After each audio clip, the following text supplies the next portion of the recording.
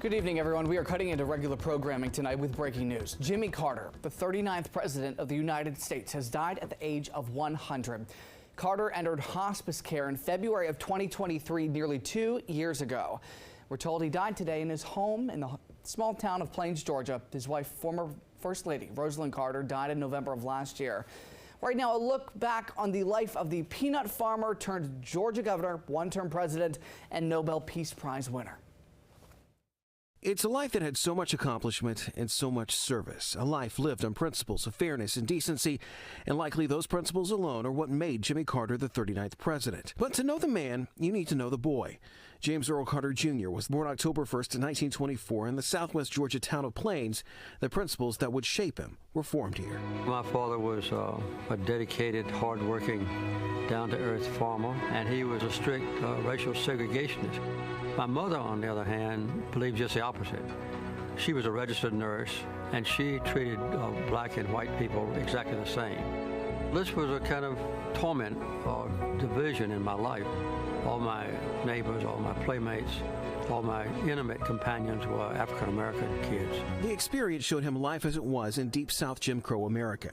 He saw firsthand the need for adequate health care and the need for civil rights and simple fairness in society.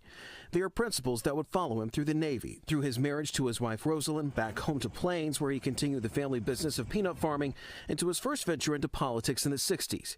He became a state senator, later governor of Georgia, and even in a divided state, in a divided time, he called for everyone of all backgrounds to come together. I say to you quite frankly that the time for racial discrimination is over. This philosophy would lead him to venture for a higher seat. Hi, Governor Carter from Georgia. Running for president. I want to ask you to help me next year. Many people at the time may have thought a peanut farmer from Georgia was an odd choice for president. But as many historians note, voters were seeking integrity and honesty after the Nixon and Ford administrations. In 1977, he took office. We must adjust to changing times and still hold to unchanging principles. The Carter administration is known for several things. Its high point, though, came with the Camp David Accords, which resulted in a peace treaty between Israel and Egypt, one that remains in place to this day. But its low point came with the energy crisis and the Iranian Revolution and another crisis involving hostages in Tehran. He served only one term, Ronald Reagan beating him in the 1980 election.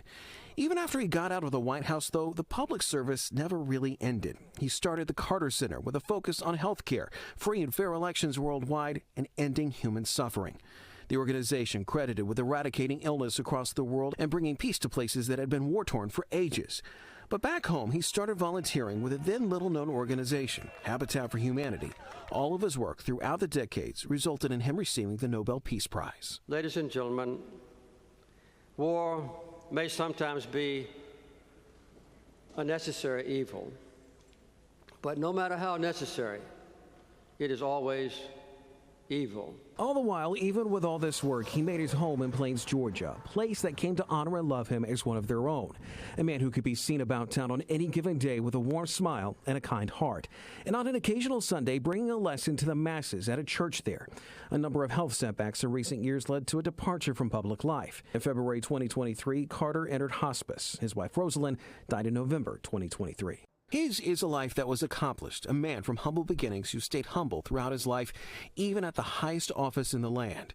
A man who knew what service was all about. A man who's remembered for so much. Humility, a defining word for former President Jimmy Carter, a life truly well-lived and revered by many. More on the life of former President Carter at DCNewsNow.com and tonight at 6 and 9 o'clock. We'll see you then.